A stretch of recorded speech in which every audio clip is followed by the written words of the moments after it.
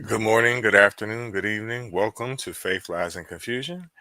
I am Godless Reggie, and this is NJ. How are you today, NJ?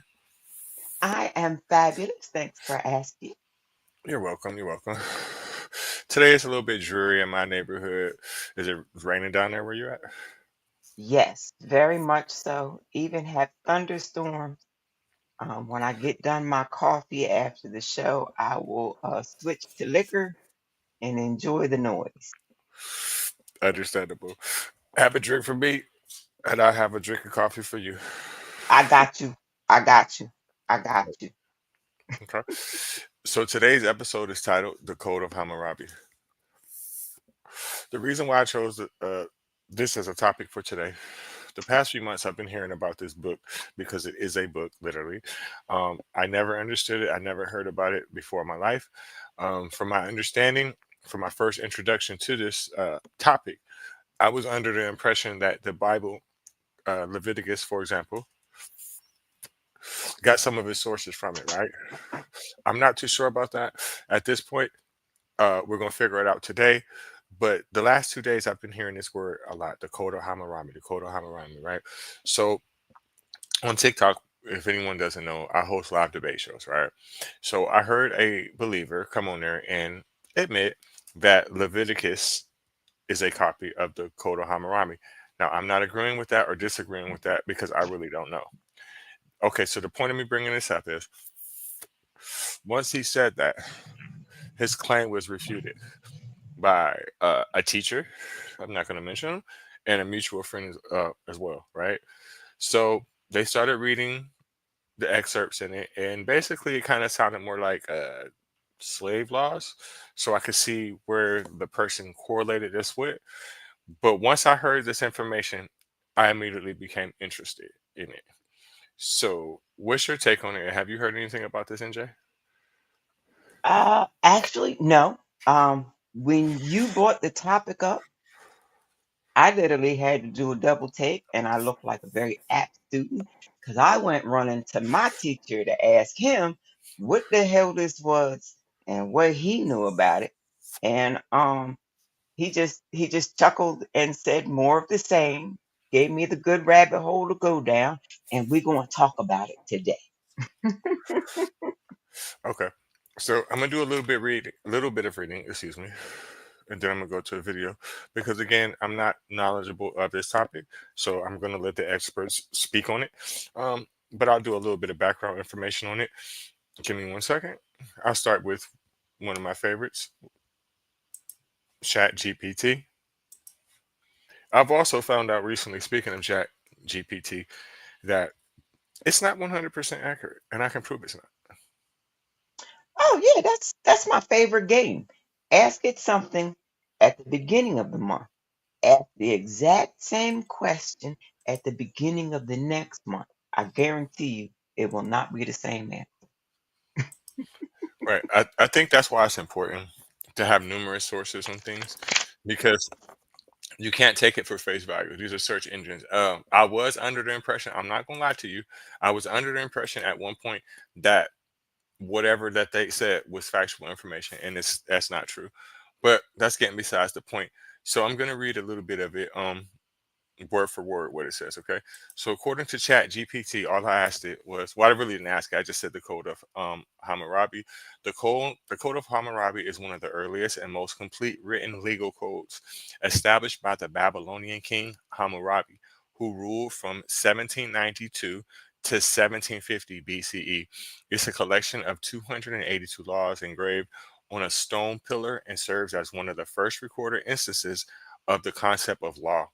The laws cover a wide range of topics, including family law, criminal law, civil law, and trade.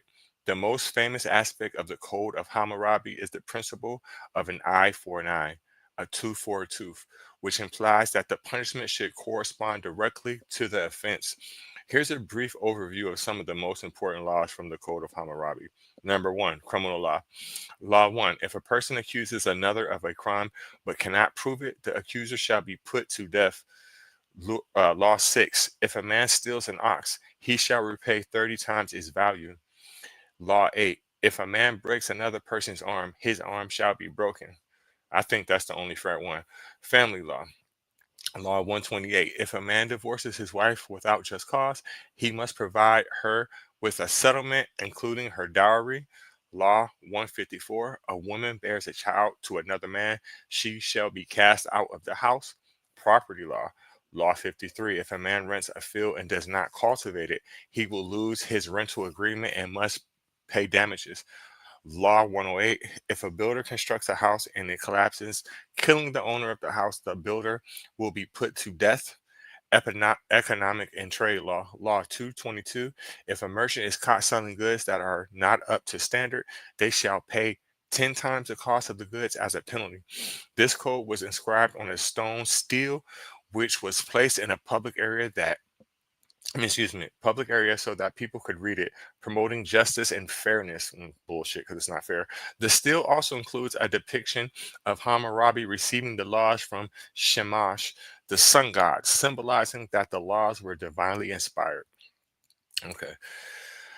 I don't know about being divinely inspired, and I But damn sure how don't know nothing many about being could fair. read back then? How many? Okay, so they didn't took this big chunk of stone, metal, whatever it is you just said, and they done wrote these laws on it. But how many could read those laws, especially if they were a girl? I would say in 1750. BCE. Wait.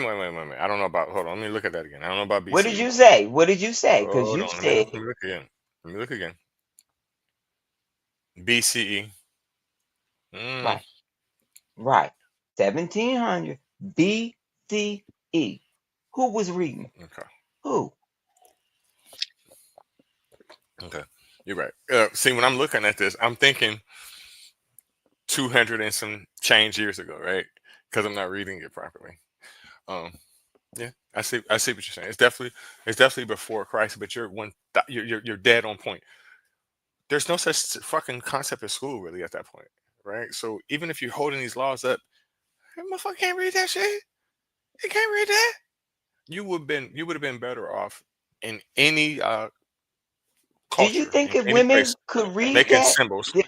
there wouldn't have been divorces left and right? You think if women could read that, they wouldn't have been like, wait a minute, you still got to take care of me even if I don't stay? Go ahead, put me out the house. Hell yeah! Like I don't want to sit here and clean up that. That's a deal. You mean to tell me that I get to leave you and you still got to take care of me? That's a fucking deal. But you're saying that women can't read at that point. Man, most men can't read at that fucking point. Nobody can. I mean, but I would agree. Right. There would be a There's bigger nobody who can read illiterate except for population the of people women. are putting Who wrote it? this right. The people who came up with the language, the people who came up with the laws, they sat there having a conversation. And somebody over there in the corner, it was their job to give them something that they could all agree upon, said what they had just conversed about. And So they would ask the scribe, and if the scribe felt like lying, the scribe could be like, yeah, I wrote it just the way you said it. But the people who was doing the conversating, they were considered great minds, but they weren't considered literate. They talked a good game. They made sense when they spoke, but that did not mean that they could read and write the words that they spoke. exactly, the only people that can read and write, especially if you're talking like in those times, like I'm correlated with biblical, right? Even though this has nothing literally to do with Jesus or nothing like that. Even Christians understand that the only people that could read and write were scribes. You see what I'm saying? So I don't see why you would put that up. Now, it does open up another rabbit hole, right? And the rabbit hole that it's going to be for me is the same thing we're saying. If he's putting this up here, right, for the public to see, one could believe that possibly some people could read. You can't prove that shit. You definitely can't prove that. But I don't know. It's strange. So I'm gonna play a little bit of a video. It's short. Give me a second, and I'll let them explain it better than I can because now that I understand that we're talking about 3,500 years ago, I'm a little bit more confused in the situation.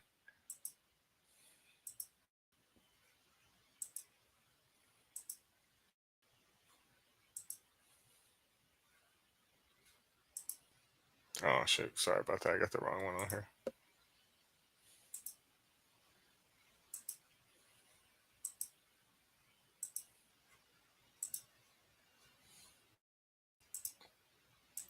Hammurabi was the oldest son of Sin Mubalit, and he came to become the sixth king of Babylon upon his father's abdication around 1729 BC. Even though he didn't inherit much power from his father, and at the time he controlled only a small part of Babylonia, the city of Sippar, he later became known as the first king of the so-called Babylonian Empire. With his accession to the throne, he expanded Babylon's dominance and authority over Mesopotamia by being victorious in a series of wars against adjoining lands and kingdoms. In his almost 43-year reign, he became the greatest conqueror Babylonia had ever seen, and his empire dominated all of Mesopotamia. Despite Hammurabi's success as a conqueror and king, he is best remembered not for his accomplishments on the battlefield, but for being a great reformer and legislator. Most pertinently, Hammurabi produced and organized a set of laws known as Hammurabi's Code, which is one of the first set of written laws in history, and speaking of these early written laws, particularly as it is hypothesized that Hammurabi's Code directly inspired the laws of Moses, among other evidence owing to the extreme similarities between the two sets of laws. For example, Law 196 of Hammurabi's Code states in part, "If a man destroy the eye of another man, they shall destroy his eye. If one break a man's bone, they shall break his bone." Whatever the case on that hot-button issue, in 1901, a 2.3-meter-high diorite cylindrical stele of the Code of Hammurabi was found at Susa, Iran. At the top of it is a bas-relief image that portrays Shamash, the sun god, also known as the god of justice in the Akkadian, Assyrian, and Babylonian pantheons, handing the Code of Laws to the king, who then disseminated them as outlined by said god. In total, Hammurabi's Code, given to him by Shamash, consisted of 282 laws, and punishments vary depending on the socioeconomic class of the accusers and the accused. Some of the main topics, among others, include dealing with theft, agriculture, destruction of... Okay, I want to stop it right there. I don't know if we just heard what he said. He said something along the lines of the punishment depends on where you stand socially. Um, Very similar to religious texts, right? If we're talking about Levitical laws, especially if we're talking about slavery, right? It's no different than them saying, like, don't treat your fellow Israelite harshly, but blah, blah, blah against whoever else. So I'm starting to think differently than what I first spoke about on the beginning of the stream. I would have to say from this point, which is only a 14-minute mark at this stream, that I could see the similarities uh, in the Bible to the Code of Hammurabi somewhat. I'm not going to say it's an exact copy, but for them being Babylonian and the book predating it by a couple hundred years, it would be ignorant for me to say that they didn't get some of the concepts from them. Bottom line. How you feeling, Jay?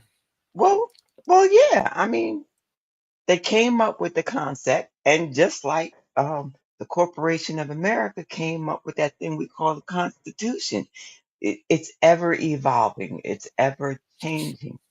It's what's good in one century may not work in another century, and there's always exceptions to the rule, whether it be a king, a prince, a duke, a grand vizier. They may not follow the same rules in that law as your average everyday serf out there in the fields. Just saying. I agree with you. My only premise is it's not fair, right? It gives a superiority and inferiority complex. It puts people beneath you, right? Because it's like, oh, I'm Christian, so that doesn't apply to me. That type of business, and I don't like it. I don't like Right, it. right. Like Karen and Susan. What Karen gets away with, Susan may judge, but Susan's going to try to get away with it also. Just Mhm. saying. Exactly. I'm a So judge. but I'm gonna judge where you went wrong, and I'm gonna try to get away with it also. And It's go ahead. to me, it's like the beginning states of, well, not the beginning because we'll never know, but it's definitely privilege 101.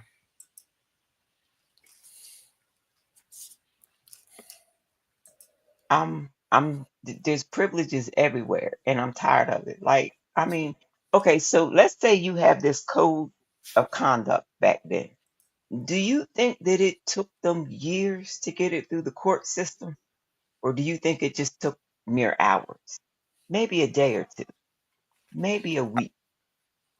I would say it took him as long as it took him to write that shit on that stone. That's how long it took. Once that stone was written, it was put there. Um, I would like to see these stones now because I'm going to go out on a limb and say that they're probably more symbol based on the time frame.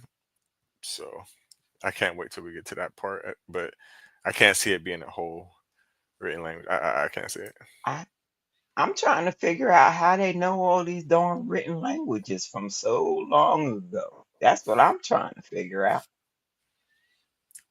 I think it's going to be because of it's going to be symbols. That's what I think. I had this debate with this one guy. I'm not going to mention his name. He's a very weirdo, but what his premise was is because um there's a word, and I think it was either Chinese or Japanese, one of their older languages. Because again, like you said, languages evolve, things like that from thousands of years ago, and it was the same exact symbol that it was in a Hebrew language from thousands of years ago. So his point was, well, what he was trying to make was that was the part of the Bible when it says that when it reaches the four corners, when it reaches the message reaches the four corners of the earth. But the thing about it is all that that proves is that people from that same continent, Eurasia, have very similar languages. That's one thing. And number two, if I would have showed you what that fucking symbol was, that was the same word, it wasn't nothing but a sideways fucking triangle.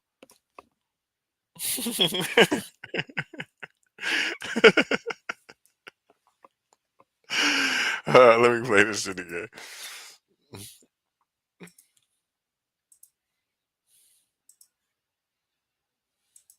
Property, marriage, and the rights of two parts therein, women's rights, children's rights, the rights of slaves, murder, and the death penalty. The included laws were quite harsh and did not forgive any ignorance of the law, as the code was placed publicly so that all could see it. However, the majority of the people at the time could not read, and so fatal misunderstandings are thought to have occurred frequently. Nonetheless, because these laws were so publicly displayed, this forestalled a common practice of many peoples around this time, with oral laws often being only known in detail by the elite. The elite were subjected to them. Punishments were Gotta stop it right there. Right to the point where you said, well, we both said most people can't understand this. Only applies to the upper echelon of people because they're the only motherfuckers that can read the shit. So, and he also stated that they can get around it because again, the people that are trying to prosecute them and uphold the law can't even read the shit. But I mean, look at our own system here in the corporation. How many cops pull people over, ask them a bunch of questions they have no legal rights to ask? But so many human beings are like, cops, cops, I'm not doing nothing wrong. I got to be truthful so they know I'm not doing nothing wrong, and end up talking themselves into a visit down to the jail. You're 100% right. Because the average human being, the average citizen of the United States, doesn't know the law. I mean, there's too many of them, right? I mean, we all know the basic ones: don't kill, steal, blah blah blah, which are very similar to Levitical laws as well. But the little small intricate ones and the way that it's written and things like that, we don't know it. And then half the people that you are having, to your point, uphold the law, they don't know it either. I have come to the conclusion that the only law they actually try, I said try to follow, is to not kill. But I'm told that during war, you can get all the people that don't like that rule together and they will go and kill in behalf of somebody's wallet. I'm told. Won't be none of mine, but I'm told it works. what they call, not missionaries. What are they called? Mercenaries. Yeah,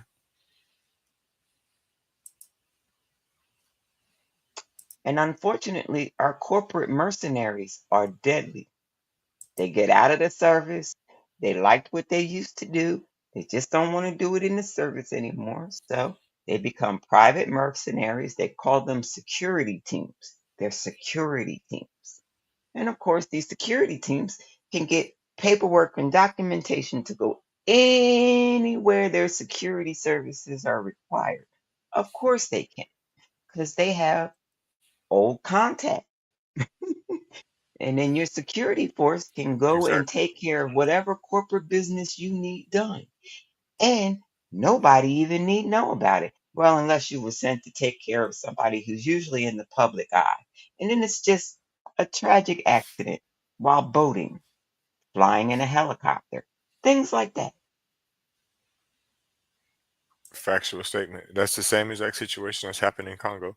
It's just different people doing it, and they bringing people from different countries from the continent of Africa to be the mercenaries, to be the private securities, to be. They have another name to it. They're called peace. What are they called? Peace something. Not peace workers. Peace something. Even though they're not upholding peace, they're fucking violent. No different than how they got the Kenyans down in Haiti. If I'm not mistaken, they have Kenyans in Congo too, or some other country. But they're the ones that are doing these heinous crimes that big tech companies are paying uh, to enslave people. Uh, Paying people, they're not paying them to grape them and all that shit, but they're probably like, well, if that's what you want to do too, like as long as you just kill them and make them go mine the cobalt and all the other resources that they have, you're good to go. And their laws are so sketchy, and we have big corporations, like I was saying, that are really American companies, truthfully. Um, so they're just gonna let it fly, and the UN is not gonna do anything. They're not gonna say anything. They don't give a fuck because they're benefiting from the whole situation. Everybody benefits from slavery and genocide throughout the world. We all benefit from it. Yep, yep.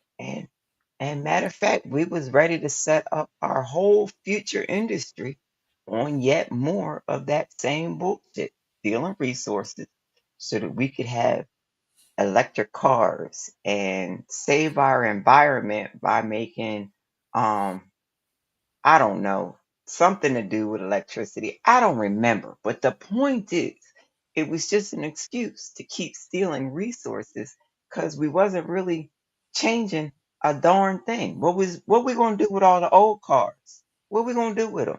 Because Obama's plan of having you buy a new car and then destroying all the old models, it didn't work out well. It didn't work out well at all. That's why you now have to pay $40,000 for a beat up new car. It's barely going to make it. The how long is it a car payment now? 6 years to pay off the car? And you know what? Now that you just said that, it's crazy because I know a little bit about real estate, and that sounds just like real estate. That's basically what you're saying is no matter what you do, when you get this house, in about 2 years, you're gonna be underwater in this fucking mortgage. You're gonna be paying for something that's not even worth half of what you paid for it. And you still gonna fucking pay for it. You still gonna give us motherfucking interest for it. And if you don't, we're gonna take it back, chalk you for your money, still make you pay us, and then resell it to somebody else. I saw a young lady last night on the tick in the top talking about she had bought 1.2 acres of land 2 years ago, own it outright, and now she want to sell it because she couldn't find nobody to come and live on the land with her and help her cultivate it, build it and all that. And Hmm. I'm just sitting there going, well, you ain't never reached out to me because I know I got the friends and the family for it, and we like free rent. Hell So yeah. you ain't say nothing to me. So I don't know why you on the internet mad. You wasn't reaching out or something because you ain't never came across my inbox talking about, hey, you ready to move the family out here? Because I got the land.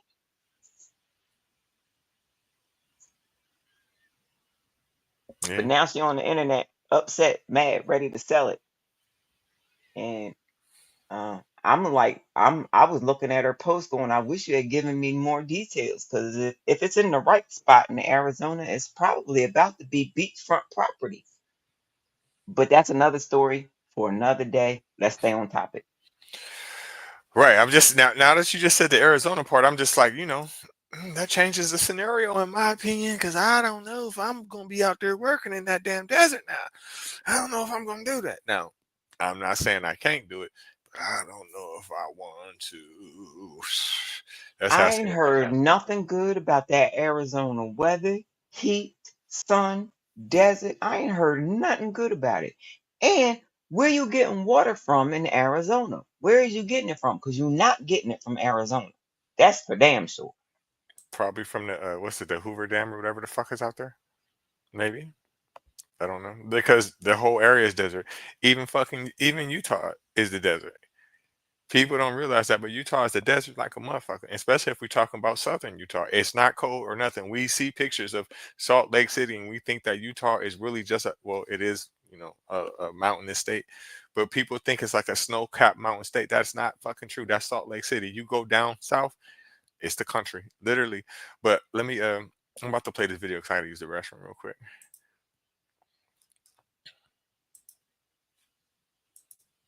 Were determined, as you might have guessed from that eye for an eye bit, the basic tenet of the laws was that the punishment should not be heavier than the crime committed. This also, thus, not only set the punishments, but the limits on revenge one could get if someone committed a crime against you. This attempt at fairness was something markedly different than, for instance, the infamous draconian laws, where even certain slight offenses could see a person receive the death penalty, which we'll get into shortly. Hammurabi's code is also one of the first known in human history to have some level of it also allowed for the accused and accuser to present evidence in the case, among other such things. It would be considered obvious and fair, but at the time was something of a revolution. That sun god, apparently he really knew what he was doing.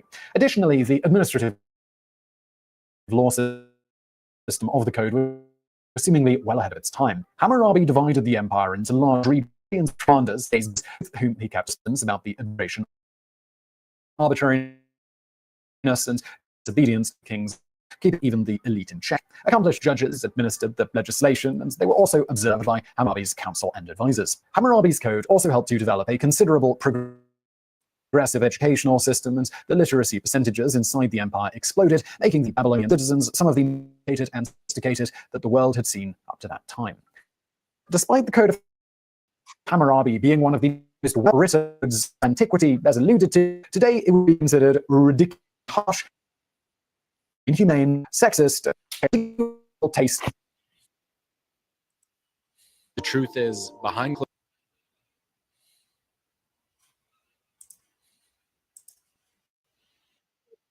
To give you a little taste of some of the items, Law 129. If a man's wife has the finger pointed at her on account of another, but has not been caught lying with him for the husband's sake, she shall plunge into the sacred river. That's said in order to forestall fake. Okay, so I just wanted to stop it right there. Let's go back a little bit. Okay, Law 129. If a man's wife has the finger pointed at her on account of another, but has not been caught lying with him, for her husband's sake, she shall plunge into the sacred river. So you mean to tell me, just because somebody blames something on me and they have no proof, so this man won't feel some kind of way about the situation, and we know he lying, I should go jump in the fucking river? Man, I don't understand. I don't understand. Even though this may not be a religious text, but to me, again, there's clear indications that Bible has got some of his experts from this book, and it's clear. I just don't see how any logical woman can sit there and believe this shit.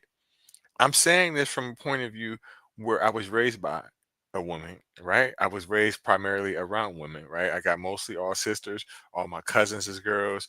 I got aunts. I don't have no uncles. I have no fucking uncles. I have all aunts and shit like that. I'm talking about my grandma only got sisters. You know what I'm saying? My father only got sisters. I don't have no fucking uncles. So I know how smart and how how women can use their critical thinking skills compared to a man, because a lot of times a man won't think like that. We're full of testosterone, right? We thinking go all the time. You see what I'm saying? A lot of times a woman will sit back and just won't say shit, see some stuff happening, and know everything going on. So my point is, if I'm giving them this much respect and I see that they're just so smart, and I'm just gonna flat out say that women probably are smarter than men. I would bet that they are, right?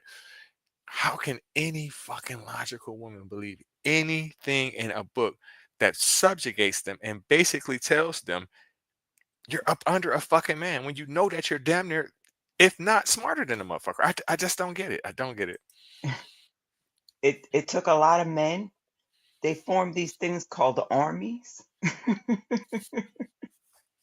Uh, I don't remember which social group it was. I don't remember which group it was, but there was a group that the women all went on strike. They wasn't giving up no punani, and the men finally had to relent and cave in.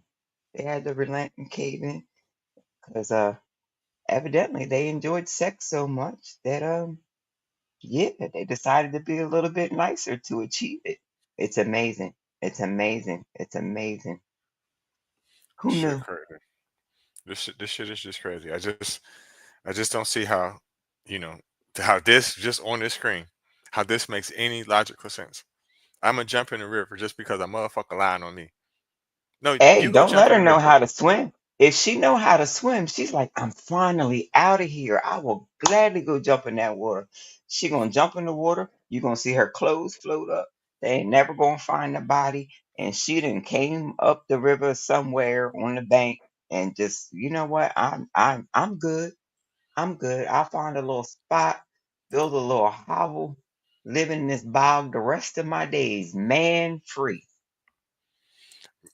I mean, but how is that logical? I mean, the man, it seems like he's the one that's in his feelings. Clearly, he's the one that has a problem because somebody, then crushed his little ego. Or to me, it also seems like he's the one that may need to cool off. So you go jump your fuck ass in that river because you're the one Because that's mad just because because somebody's been lied on your girlfriend.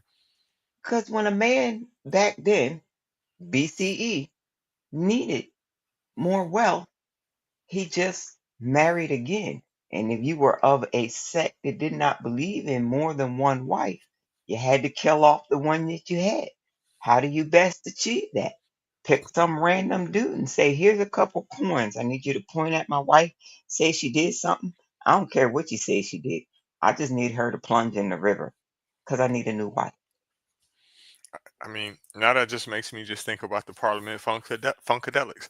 Maybe that's what they meant when they said I could dance underwater without getting wet. I'm just saying. They woke.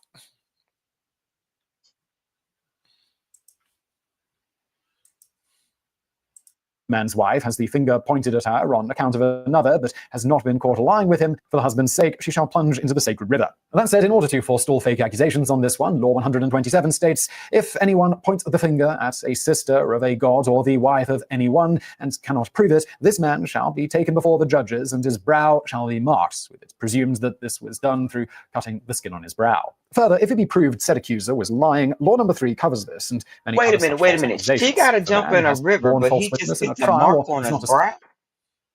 Right. So wait a minute. So wait a minute. Wait a minute. Wait a minute. So that little fashion thing we do with our eyebrows, where sometimes we cut a line in it, it's not really fashion. We just going back to the BCE days and marking our eyebrows. Is that what we're doing? Listen, you think very similar to me because you know what I thought once he said that. I just thought of the Jay Z song in the club. 1 a.m. I be in the club, whatever. And he was like, the part when he was like, 3 cuts in your eyebrow, trying to wild out. That's what I just started thinking, right? Immediately. So you mean to tell me that, to your point, that all these motherfuckers with them designs and they eyebrows, all that those dudes is just people that just be running around here gossiping and lying on women. Yes. You learn something new every fucking day. So This is now, whenever amazing. we see somebody with the lines cut in their eyebrow, if it's 3 lines, we know that they out there lying on women. Hmm. I wonder if they'll stop the fashion trend if you start referring to it that way. I thought it was Adidas. That's what I thought. You learn something new every fucking day. Mm-mm-mm. That I shit still crazy. love Adidas to this day, and only because of that darn DMC song, My Adidas. Still to this day, I'm still mad about the fact that my baby girl and her husband bought me these beautiful Adidas, man, because they had the yellow stripes. They were all white, the shell top with the three yellow stripes on it. And I refused to get them bitches dirty. Like when I did wear them out the house, I came right in and cleaned them. Bottoms also. I didn't even want the bottoms to look like they had them. I like Adidas, but I don't like Adidas basketball shoes. They're boring and they're plain as fuck. Agreed. Agreed. Agreed. Agreed. Agreed. Agreed. I never liked them for my basketball sneaks either. I think for my basketball sneaks, I always ended up going with Nike, but I won't touch Nike with a 10-foot pole now, but that's just me. That's not for everybody.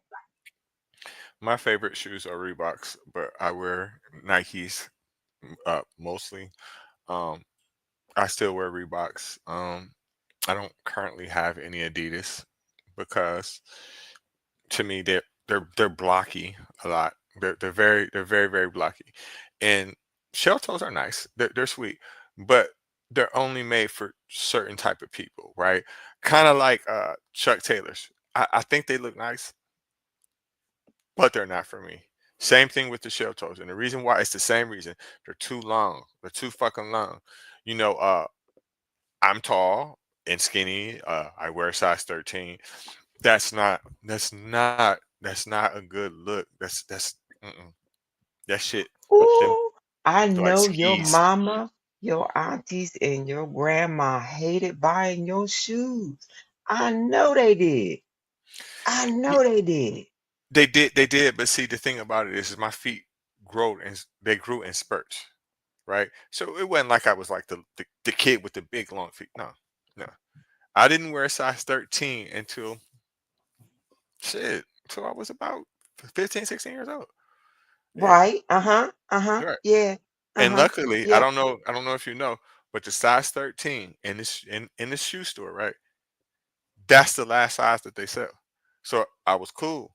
I was cool. And my feet are two different sizes. So I was cool. So like right now, I could wear 12, 12 and a half, or 13s right now. But if you the type motherfucker that wear a 14 or up, I feel bad for you. I feel bad for you because they don't sell those in the store. You have to most times get them custom made, or if they do, like they may have one, you feel me, or it's like plain. And I'm so into shoes that most shoe stores, I can tell you how many they got. If you look at the tag, it says on it how many they got. I can show you in a way, but not right now. And when they get their shipments in, most times, like Foot Locker, each pair they have like a whole bunch of 10s, 12s, but the 13, they only have like two or three fucking pairs. 14, it's over with. Which I don't understand because a lot of men wear 12 and 13s. I don't get it. Right. Like the oddball was the 15th to me. Like we had one family member, my sister's little brother. We don't know where he came from. We don't understand the breeding process at all. But he came out huge, stayed huge, grew up huge, like 6'4", 6'5", the big, burly, but not fat dude. He look like a barrel, but they're not fat. It's not fat. And Hmm. size 15 feet. And I'm glad he went into truck driving because I can't see him fitting anywhere but there. Listen, I don't see how he do it. Sitting straight up in that damn thing like that. Hell no. Listen, I hate helping people move. I'm not doing that shit. Like people be like, man, can you drive it? No, no. You can't put that seat back. No. Kiss my ass. Mm-mm. Mm-mm. Mm-mm. That's too much like work. That shit hurt. I'm always the person who follows the moving truck. I'm either leading the moving truck or I follow the moving truck, but I do not like to be in the moving truck. And the last friend that I was hanging out with, every time I turned around, we was doing something in a moving truck. And I'm just looking at him like, I should have never told you I didn't like moving trucks because it seems like everything we do is in a moving truck right I would just like, if you don't like me, just say shit. I tell people all the time, listen, anytime that okay, so like say for instance, if I'm getting on your nerves, right, and I'm at your fucking house, right, and you're the type person that feels like you don't want to be rude or shy or something like that, or a different type of personality than I am, because I just be honest with people. But if you're the type person and I'm ever getting on your nerves and you want me to get the fuck away from you and leave your space, all you have to do is play Kevin Gates. That's all you have to. Any Kevin Gates song. I don't give a fuck what it is. Play it, and I'm gonna fucking leave because I don't like that shit. That shit is irritating as fuck. And then he be sitting there lying, saying all kind of weird ass shit.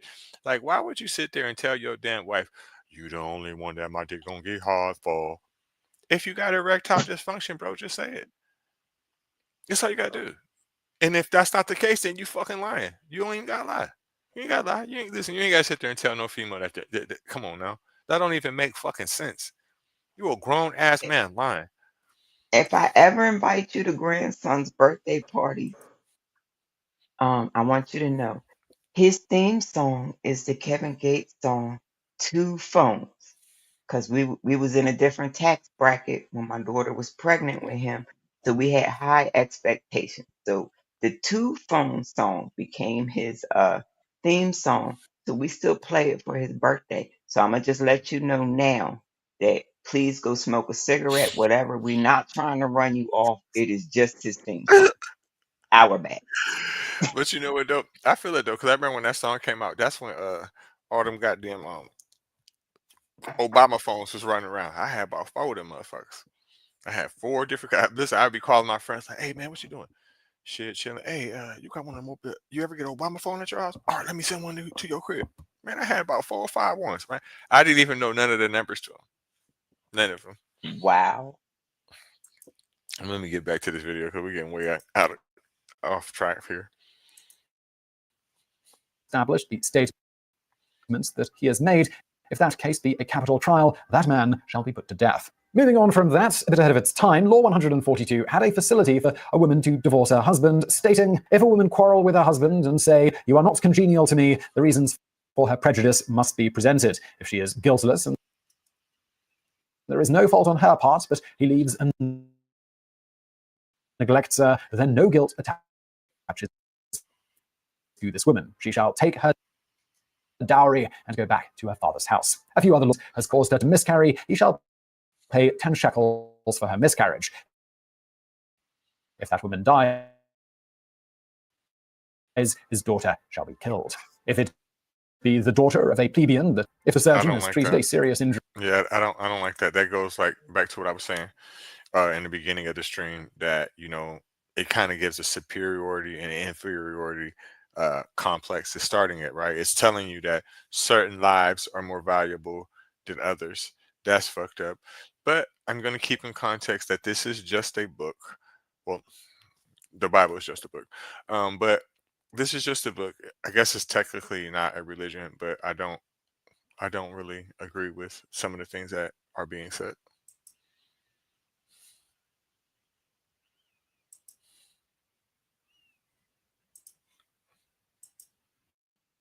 Of a plebeian slave with the bronze lancet and has caused his death, he shall render slave for slave. If a slave has said to his master, you are not my master, he shall be brought to account as his slave, and his master shall cut off his ear. If a son has struck his father, his hands shall be cut off. If a man, after his father's death, has lain in the bosom of his mother, they shall both be burned together. In all of these,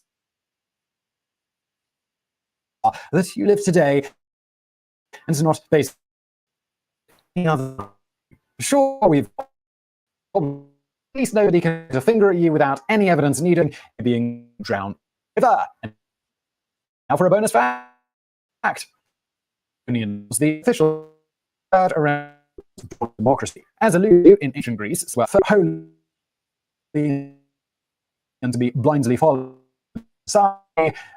At this time, something somewhat new started to happen. People began initiating widespread protests against the so-called noble and holy habit of creating and interpreting laws to benefit themselves. Common people thus demanded a single, written, and organized system practically social class. Ensaco, the 600 BC legislator of Athens in ancient, although usually regarded as the first law unwritten laws and codes. Although obviously from the first half of this video, Draco was far from the first. I just wanted to stop it right there because I knew eventually the Greeks would come into play because, again, we're under the notion that the Greeks created everything. They're the most civilized. They're the most faithful. They're the most righteous. They provide so much justice, blah, blah, blah, blah, blah, blah, blah, blah, blah, blah.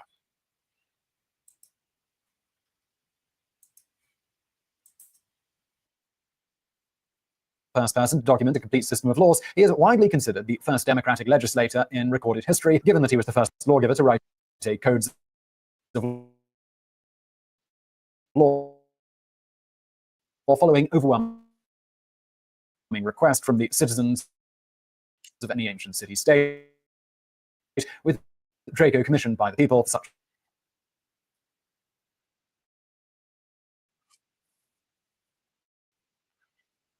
in the Athenian Agora. These laws, though fundamentally in the sense that they were applicable punishments for offenders were ridiculously harsh. For instance, the theft of a piece of fruit or sleeping in a public place, a person to a free citizen in slave. Naturally, the harshness of the punishments caused a lot of controversy and resentment within diverse circles of Athenian society, from the wealthy to the poor. Only 30 years later, Athenian laws were abolished successfully by a set of reforms and laws created by one of the so-called seven sages of the ancient world. His goal.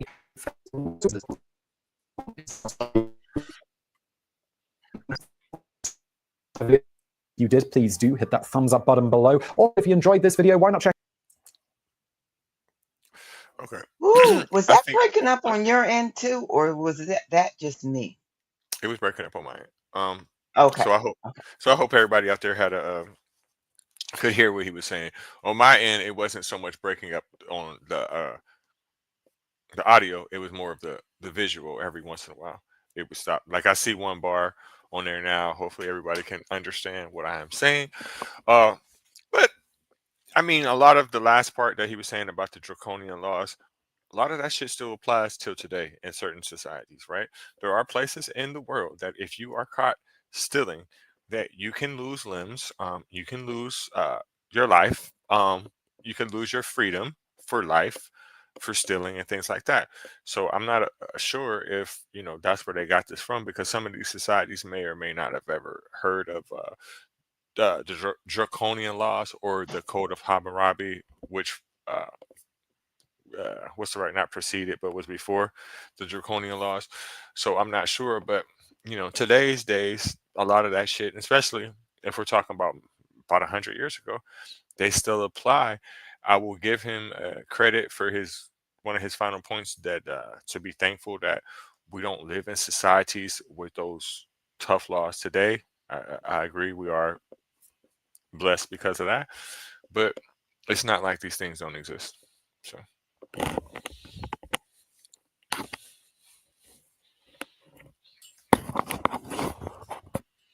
So I'll do a little bit more reading. You have something to say, NJ?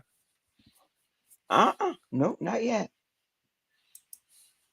Okay, so I'll read from Wikipedia about the Code of Hammurabi.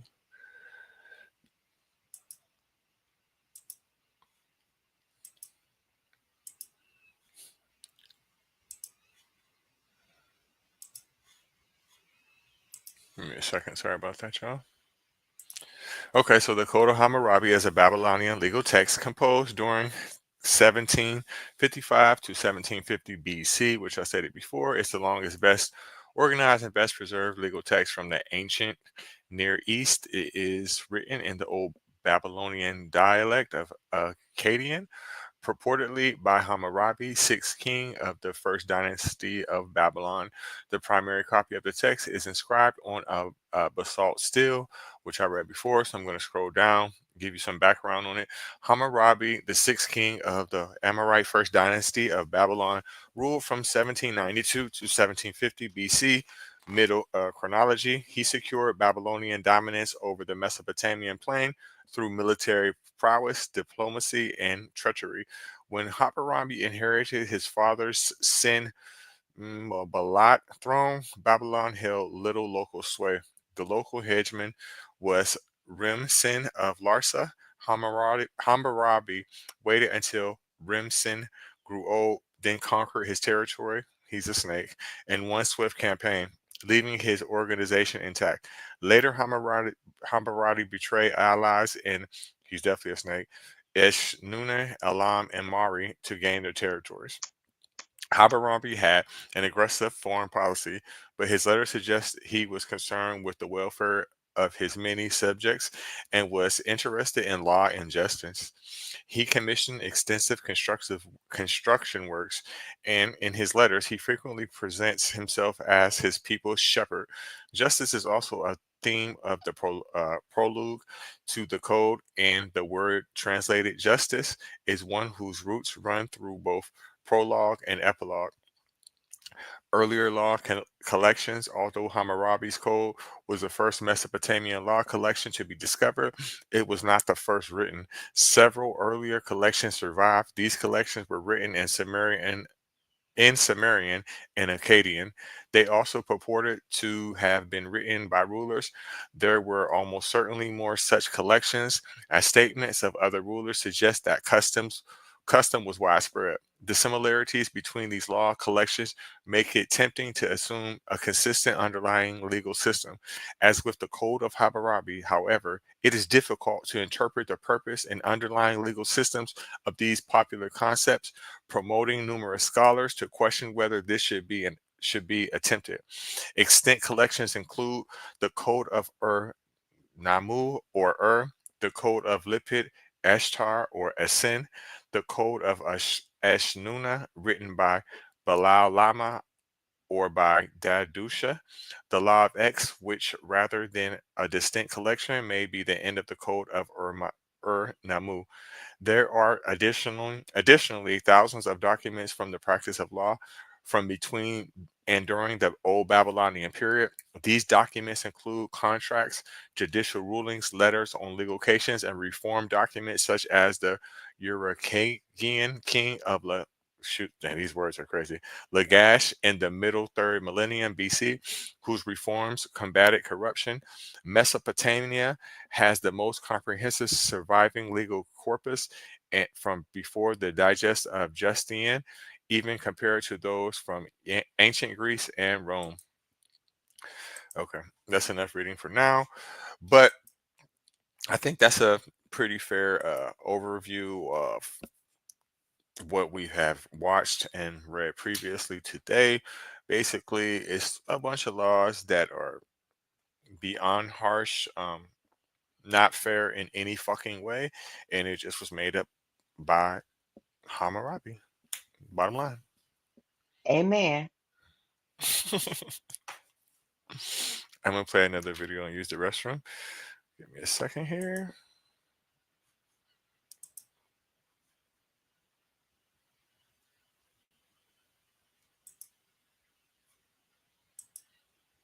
Now I don't know if I should play this one because this is a MSNBC. It may end up getting the damn whole thing blocked. Don't you play with MSNBC. hmm They've been taking out people left and right. Ask Joy hmm Reid. I'm sorry, that was a low dig. No, it wasn't. It was on time. Yeah, they don't be fucking around. Give me 1 second. I'll play a different one. That Caucasian lady still on there, Joy. What happened, Joy? What happened? Right. And as you play the video, 1 second. let's I'm sorry ask about that. them if any of these gods had an issue. Like, did Marduk have an issue with any of this? How about Ishtar? Did Ishtar have any problems with this? How about Anu, the sky god? Any of them have a problem with any of these laws? Great question. I'm not sure if they even were aware of it, but I mean, even though they were in the same region, but it's hard to say if they were aware of it.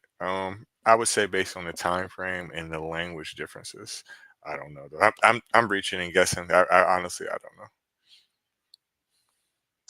I'm just saying that as this leader, this great, what was his name again? Uh, Created during the reign of King Hammurabi. Okay, so King Hammurabi would have had a whole bunch of priests around him, because the priests would be the advisors to the king, and they would all be talking as though they had direct knowledge from Marduk, from Ishtar, from the other gods. So I'm just saying. I'm just saying.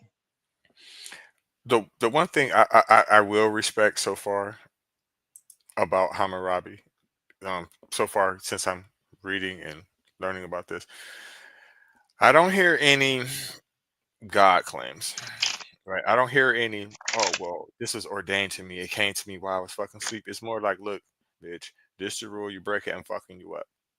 It's more of that. I'm not saying that that's right or fair or justice or anything like that, because it's definitely not. I just respect the fact that he's not making up some shit talking about, oh, this came from God.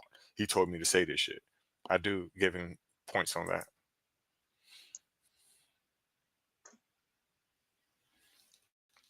But that's about it on that. Give me a second.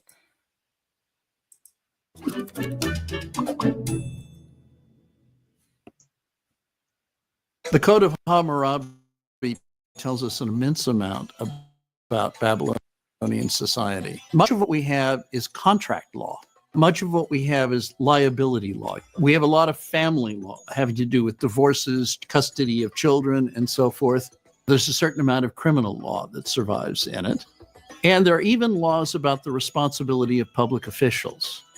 So it gives you a picture of the details of common life on a scale that exceeds what we know about, say, ancient Athens in the 5th century. There are 282 laws. In what survives of this, diorite stele, they call it, and the laws take the form of if-then. If someone does X, then something else will happen. And so it's clearly directions for judges in how they are to those of particular cases. Everything that you would find in current day law is present in that. Equality, impartiality, consistency in law, damages, retribution, everything's there. The law code is really very much like a modern law code, except in one particular. It seems to be case law. Take the family law. The family law items are all grouped together. And you can see that it is a developed system. So, for example, you begin with for divorce. The next thing is who gets what property. That's Then it crazy. gets more complicated. If you should take have the no speaker children, and who start gets what seeing when it property? starts to lose If signal. you do have children, who gets what property? And what it looks like is you had started off with a single principle to deal with divorce, and then judges found themselves confronted I'm concerned with you should- situations where the simple application of the simple principle that they began with would produce it by adding if that circumstance pertains with divorce, the result will be other. And the same thing is true with all the contract law. They advances in situations that they didn't anticipate. And so what they've done is they have taken rather simple prescriptions and they've made them more complicated to fit the more complex social situations and contractual situations that they faced. It seems to have evolved very much in the same way that the common law evolved. I think the odds are that elements in the Hammurabi Code and the very idea of having a code of laws may go back as much as 800, 900 years before Hammurabi. There are a whole series of law codes. There's one other, though, that deserves special mention, and that is the Old Testament. And if you compare the book of Deuteronomy with the Hammurabi Code, you realize there's some continuity. If a man destroys the eye of another man, they shall destroy his eye. That goes right into the Jewish law. If a man knocks out the tooth of a man of his own rank, they shall knock out his tooth. Again, that goes right in an eye for an eye and a tooth for a tooth. The Jewish people, the Hebrews, drew up their law code in a context where they were very much under the influence of Amy. And that law code is the inspiration behind not only including the first law codes that were established by the English colonists who came to Massachusetts and to Connecticut. One of the things missing from the Hammurabi Code is there is no political constitution. There is no notion that there is anyone but the king who is responsible. But what there is a responsibility of the king to the gods. And there is a sense that Hammurabi is binding future kings by laying out a law code and pronouncing a curse on them if they fail to enforce these laws. You really ought to read the Hammurabi Law Code. It's not very long, but it gives you a sense of what all law codes must do. And you may not agree with the penalties always. The death penalty seems to be very common in the Hammurabi Law Code.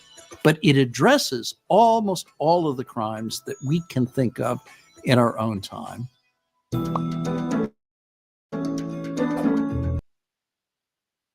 Did you like how he added in that I like the way he put that. colonization?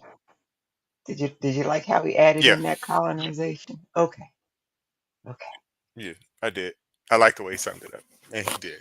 That's exactly what he did. He added that colonization. I really didn't realize it until you just said it. But it is a fair summary that it would correlate to the crimes that we have now. The punishments are completely ridiculous. I think that a lot of the people that wrote the laws didn't abide by them. I mean, how can you tell a person thou shalt not steal and you came over here, or not to steal? Speaking of the law, theft is illegal, but you took everything that they had, right? So it's no different than the Code of Hammurabi because, like I was saying earlier, that every law doesn't apply to every citizen. It really applies to the people at the bottom of the caste system, as I'm going to call it right now, more than anything. Because that's what it is. It is. It's a caste system. It is. By definition and Yes, yes. application, it is a caste system. Religions are too. But I was curious and I was Absolutely. like, was there a court proceeding for these codes? And it's like, yes, there was court proceedings. They had structured juries and courts and judges and magistrates to preside over the cases. So yeah, they wrote those laws and then used them to colonize and kill anybody who did not wish to be colonized nor follow their stupid laws. Exactly. That's why when I hear a lot of people talk about, oh, that's where we get our morals from, that's where we get our laws from. Well, that's you.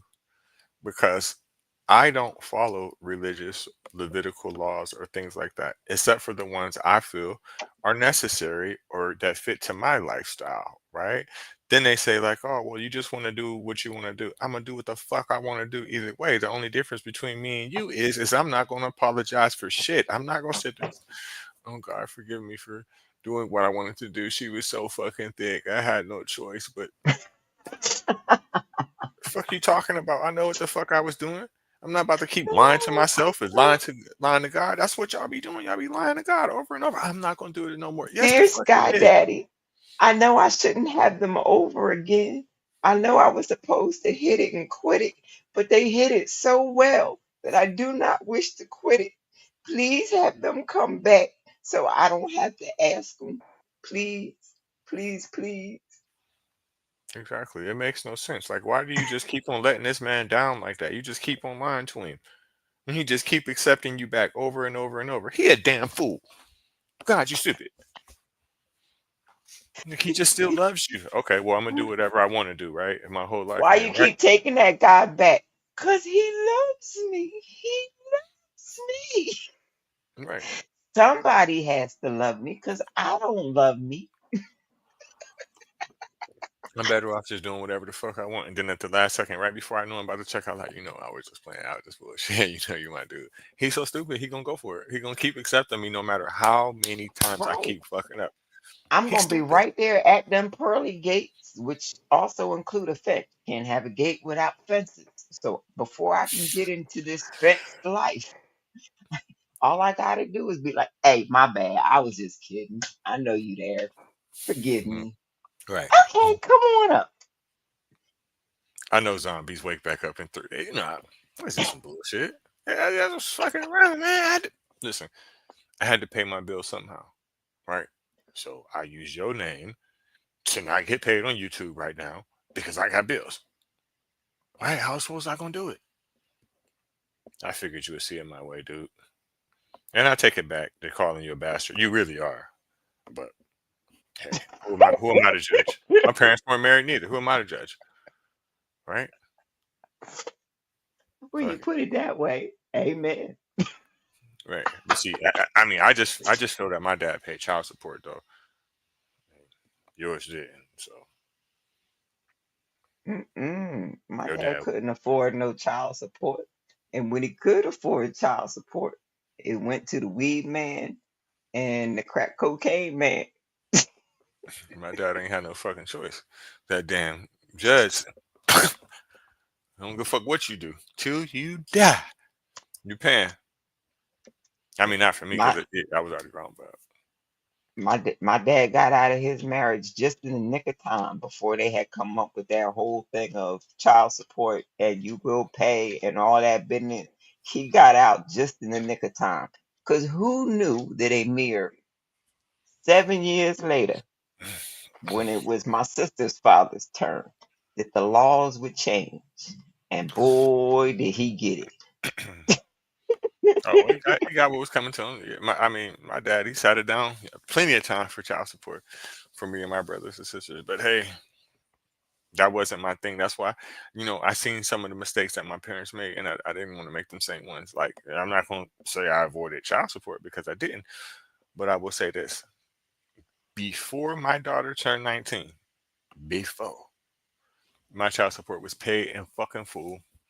And one thing about me, I'm not gonna keep being a repeat offender. I'm not gonna keep on bumping my motherfucking head. I know that human beings are not monogamous species. I know we're gonna break up. I know. I'm not gonna stop talking shit to you. Period. That's just my personality. So why would I sign up to put myself back in debt? And Stupid. to my family's dismay, I was the woman who was like, "Fuck them child support courts," because I'm not gonna be able to keep up with them dates, times, the paperwork. You know, go chasing that.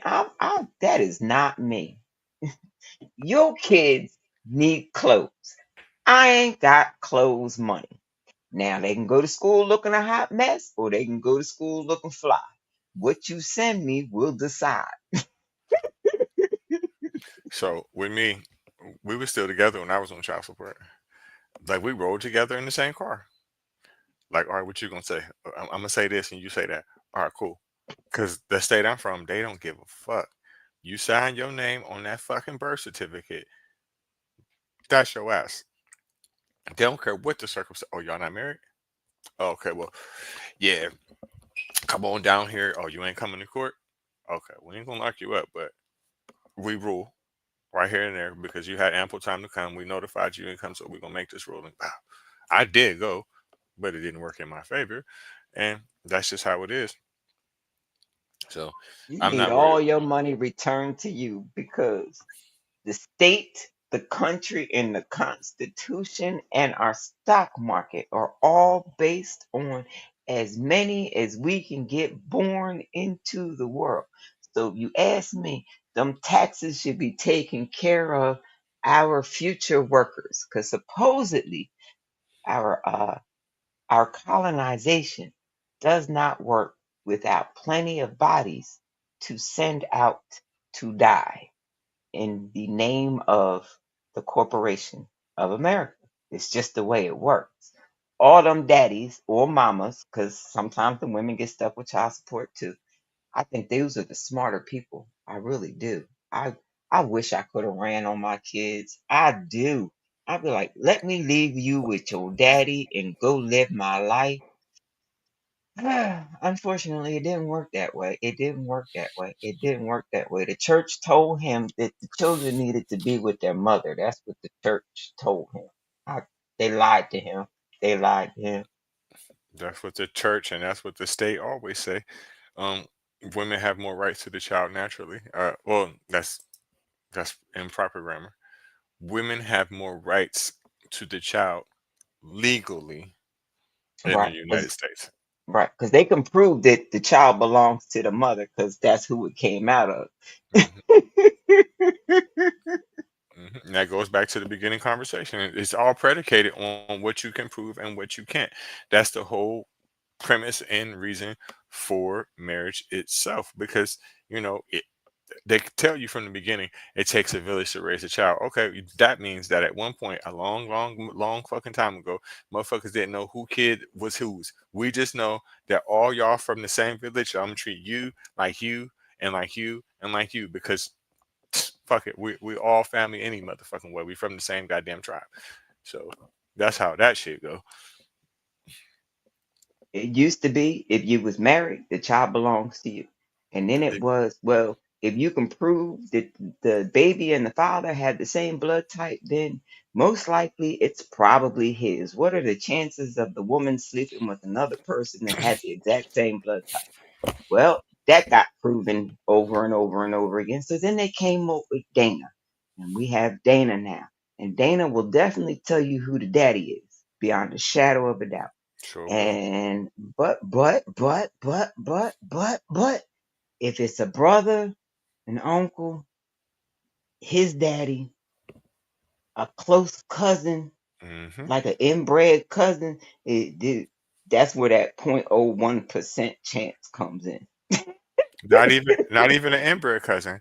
If the cousin, okay, say for instance, if you and your sister that got the same mom and the same dad go out there and have kids by brothers that have the same mammy and the same daddy, it's gonna confuse that fucking test. And the reason why is because literally their DNA is gonna be identical, fucking identical. You can't tell the difference. So And whoever has to take one of my sons in for a Dana test, I feel bad for him because it's never going to be legally binding because they are have a twins twin. They have identical? a twin. Identical. You can't tell them apart. Nope. Not in the blood work. Nope. The only way that you can tell them apart is from human interference. And what I mean by that is if one of them on their fingerprints or something like that, their fingerprints can be different because sports, cuts, things like that. But other than that, you cannot fucking tell them apart. That is a fact. That's a fucking fact. Yep. That's why I've been teasing little girls since they started coming around here looking for my sons. Be like, careful. Make sure you get the one you came for. Hmm. But there's always going to be differences. But Hmm. only y'all gonna know them because y'all the ones that's around them because y'all their family. Yep. If I heard one more person ask me, "Are they twins?" I was like, "Nah, they was just born on the same day. They're not twins." Right. Are they identical? Nah, can't you see they don't look nothing alike? I'm gonna read a little bit more before we get out of here, Mm-hmm. just to put a little emphasis on this. Okay. So the first copy, hold on. Yep. The first copy of the text found, and still the most complete, is on a 2.25-meter steel. The steel is now displayed on the ground floor of, I can't pronounce that word, Lever, in room 227 in the Reklu wing. At the top is an image of the Hammurabi with Shamash, the Babylon sun god and god of justice. Below the image are about 4,130 lines of cuneiform text. One fifth contains a prologue and epilogue, while the remaining of the four fifths contain what are generally called the laws. Near the bottom, 7 columns of the laws, each with more than 80 lines, were polished and erased in antiquity. The steel was found in three large fragments and reconstructed. It is 225 centimeters high with a circumference of 165 centimeters at the summit and 190 centimeters at the base. Hammurabi's image is 65 centimeters high and 60 centimeters wide. The Louvre steel was found at the site of the ancient Emelite city of Susa. Susa is in modern day Kazakhstan province, Iran, Persia at the time of excavation. The steel was excavated by the French archaeological mission under the redirection of Jacques de Morgan. Father Jean Vincent Schiele published the initial report in the fourth volume of the reports of the delegation of Persia. According to Schiele, the steel fragments were found at the tail of the Susa Acropolis between December 1901 and January 1902. The large fragments made assembly easy. Schiele hypothesized that the steel had been taken to Susa by the Emelite king Shuktrat Makhunt. I can't pronounce that properly because it's not English, and that he had commissioned the erasure of several columns of laws to write his legend there. It has been proposed that the relief portion of the steel, especially the beards of Hammurabi and Masha, was reworked at the same time. Roth suggested that the steel was taken as plunder from the Sippar, where Hammurabi lived towards the end of his reign. Other copies, fragments of the second and possibly the third steel recording the code, were found along with the Louvre steel at Susa. Over 50 manuscripts containing the laws are known. They were found not only in Susa but also in Babylon, uh, Nineveh, Ashur, Borsippa, Nippur, and Sippar, or lost, and more.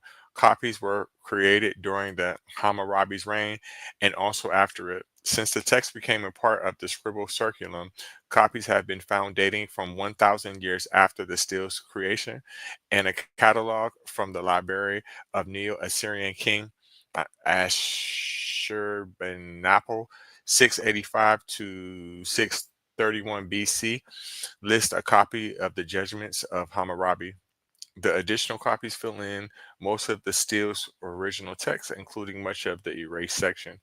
Early scholarship, the edito princeps of the code was published by Father Jean Vincent Schiele in 1902 in the fourth volume of the reports of the delegation of Persia. After a brief introduction with details of the excavation, Schiele gave a transliteration and a free translation into French, as well as a selection of images. Editions in other languages soon followed: in German by Hugo Winkler in 1902, in English by C.H.W. Johns in 1903, and in Italian by Pietro Bonfanti, also in 1903. The code was thought to be the earliest Mesopotamian law collection when it was rediscovered in 1902. For example, C.H.W. Johns' 1903 book was titled The Oldest Code of Laws in the World. The English writer H.G. Wells included Hammurabi in the first volume of the Outline of History, and to Wells, too, the code was the earliest known code of law. However, three earlier collections were rediscovered afterwards: the Code of Lipit Ishtar in 1947, the Laws of Ashuna in 1948, and the Laws of Urnam in 1952. Early commentators dated Hammurabi and the steel to the 23rd century BC. However, this is an earlier estimate than even the ultra long chronological would support. The code was compiled near the end of Hammurabi's reign. This was deducted partly from the list of the achievements in his prologue. Schill enthused about the steel's importance and perceived fairness, calling it a moral and political masterpiece. C.H.W. Johns called it one of the most important monuments in the history of the human race. I don't agree. He remarked that there are many humanitarian clauses and much protection is given the weak and the helpless, and even alluded that wonderful martyrdom of spirit. John Genevly Prince called the code's rediscovery the most important event, which was taking place in the development as astrological science since the days of Rawlinson and Laird. Charles Francis Horn commented that the wise lawgiver in his celebrated code, James Henry Breasted, noted that the code's justice to the widow, the orphan, and the poor, but remarked that it also allows many of the old and naive ideas of justice to stand. Commentators uh, commentators praise that the advanced society they believe the code evinced several singled out perceived secularism. Owen Jenkins, for example, but even Charles Surway for the Catholic Encyclopedia, who opined that unlike the Mosaic Law, the code was founded upon the dictates of reason. The question of the code's influence on Mosaic law received much early attention. Scholars also identified Hammurabi with the biblical figure Aphrophel, but this proposal has since been abandoned. Okay, that's enough for now. My overall thought process is just basically a symbol. Go ahead. Okay, I'm not understanding the timeline. I'm lost on the timeline because the other video that you played, they gave this this code of laws. Um, they gave it credence as to helping with decolonization because they brought up the fact that this code of law, after being changed, was used when they landed here on Plymouth Rock, or should I say, when Plymouth Rock landed on us. Hmm. That's what I heard. But then you saying that they didn't even find this code until 1901, 1902. That's when it was found. You know what else was happening in 1901 and 1902? World The War. formation of the Commonwealth of Australia, discovery of oil at Spindletop. That's the Texas oil boom began.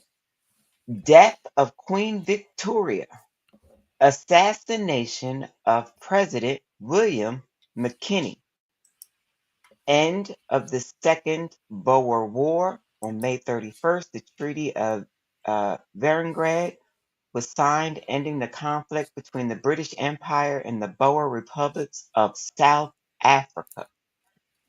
Cuban independence, 1902, May 20th. Cuba gained independence from the United States under significant U.S. influence. First Rose Bowl game on January 1st. The inaugural Rose Bowl football game was held in Pasadena, California. Just so this code that is being given all this credence for our morals, our justice, our laws, and yada yada. You mean to tell me it wasn't found until 1901? It wasn't kept in a museum. It wasn't immortalized. It wasn't in the Library of Alexandria. It was just lost out there in the desert somewhere.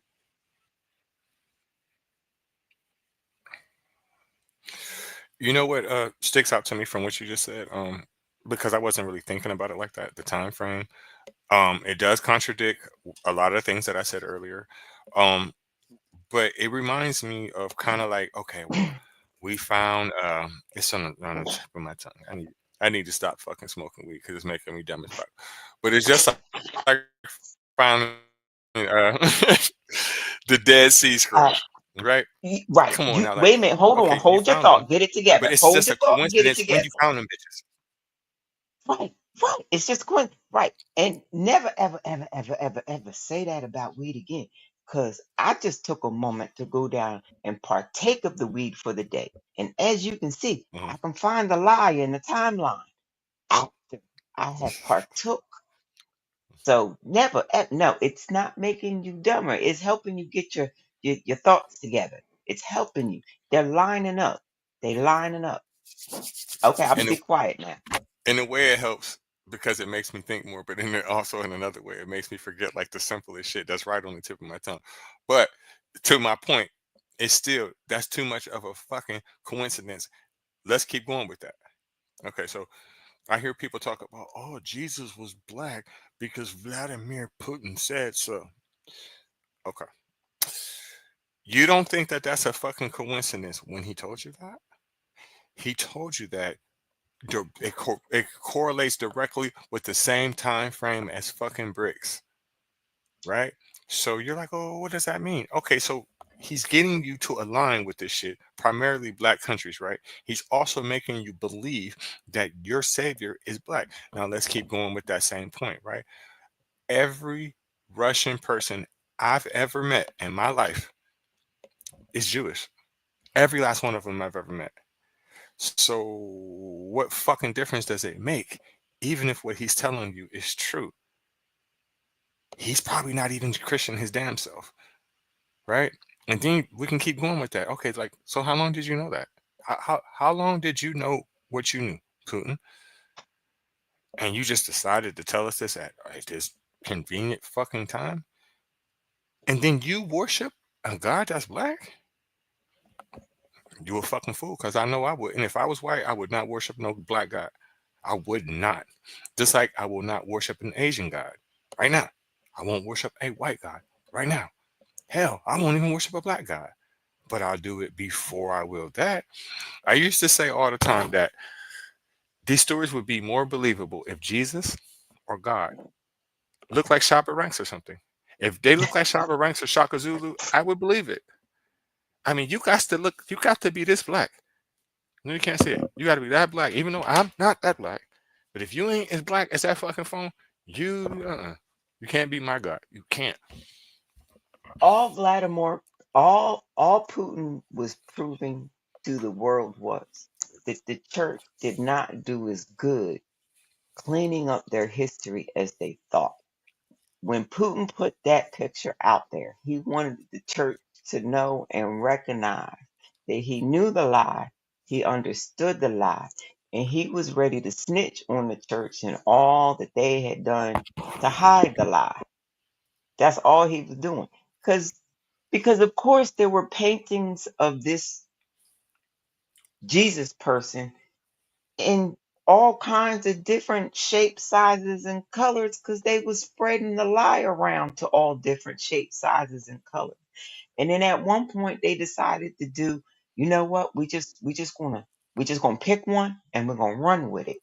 And it just happened to be the Borgios. Who knew? But they did it. So they got rid of everybody and anybody that did not look like the one painted that looked like, was it his son or his son's lover? I don't remember off the top of my head. But the point is, he was Caucasian, long flowing hair, very good looking. It made a lot of people identify with it. And it also made a lot of people identify their masters, their slave masters, as godlike, the most like God. Surely I must be a slave because I don't look like their God. Exactly. I agree wholeheartedly. There's this church that I always ride by, and I keep fucking forgetting to take a picture of it every time I do. It's a Saint Mark church, right? And it's smack in the middle of the motherfucking ghetto. I mean, smack in the middle of the ghetto, right? And then there's pictures of all these angels on it, big life-size angels. Every last one of them is white. Every last one of them is white. So as you drive past these white angels all day, every day, Lord forbid you actually attend that church. When you see a Caucasian suddenly in your neighborhood, do you see them now as an angel? Hey, white person, why are you here? May I help you? May I be of service to you in some manner? Because you might be the angel that the church told me stops by from time to time. Just the goofy things that go on in a child's mind. Like, Mm-hmm. would the child then trust the Caucasian cops going through their neighborhood looking for Mm-hmm. It makes us naturally trust them more and look at ourselves as down, right? You know, we say shit like growing up like, oh well, niggas start acting stupid as soon as it get warm. Tell somebody that from Chicago. them? Tell them that. Ooh. Tell them that. It's not true. It's not true. Motherfuckers just come outside more when it's summertime. I will agree that for any human being, more than likely, it's easier for you to be a victim of a crime during the summertime, and the reason why is because the days are longer, right? You're going to be outside longer, right? You're going to be less likely in the house in your fortress where that person really can't do nothing to you, right? So that's the only reason why And we and just Northerners, when it gets cold and we pay all that rent for a home, shelter with heat and electricity, so that we can hibernate in the wintertime. It's the same as the animals that do hibernate in the winter. They do the same thing. They spend their time outside in the summer and the spring and the fall. But when it's time to hibernate, they do it correctly. They got everything that they need right there. They've done everything that they need to do with their bodies to hibernate. Same thing as Northerners. It's about to get cold. There's certain things that we have to do before it gets cold. We do that, the smart exactly, one. or And some or and we the will people die. who aren't smart, they go home to mom, dad, aunt, uncle, I don't know, best friend. They got somebody who's gonna see them through the hibernation period.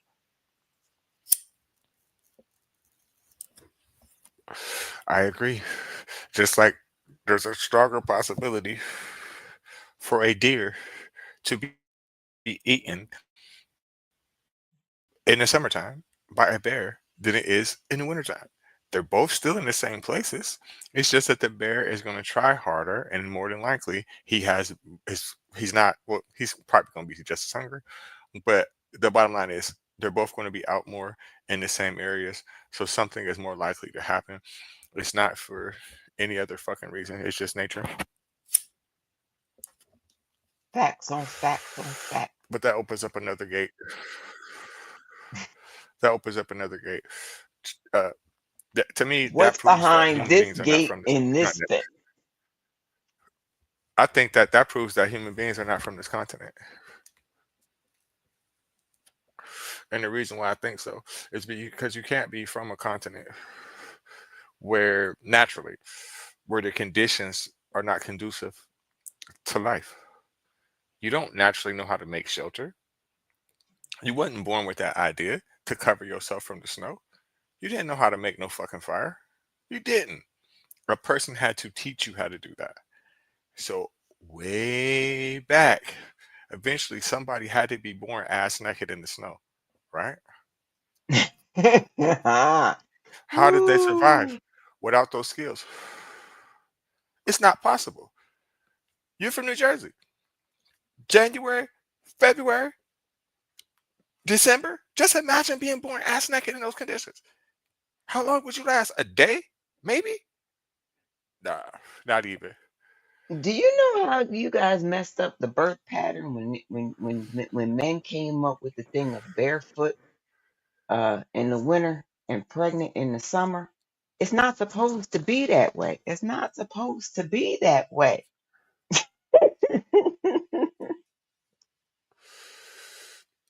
So how's it supposed to be? You definitely do not want to have a belly or be pregnant in the heat of summer. If anything, you always want your pregnancies ending during the hibernation period.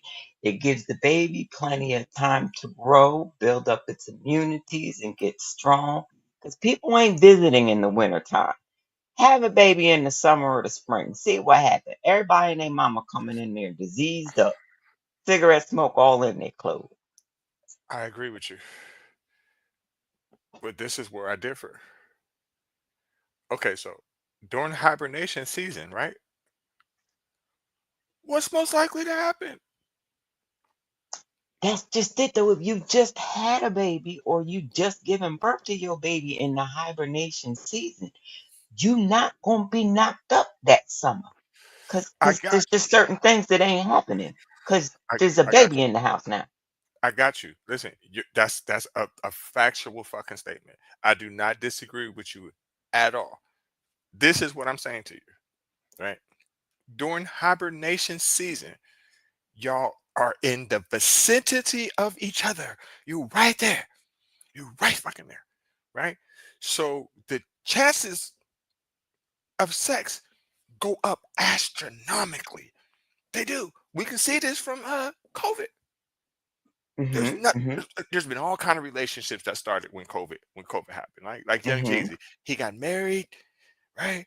But once COVID was over, that relationship was over. So my point is, more than likely, you're going to get pregnant during hibernation time. It's gonna Now happen. see, you It's you gonna happen. wasn't listening because I said there's a hibernation process. And if you're gonna be hibernating, the lady who can become pregnant should make sure that they have everything they need for that full hibernation period. Because I agree with you. I enjoy sex. I hope that the person who's in hibernation with me enjoys sex.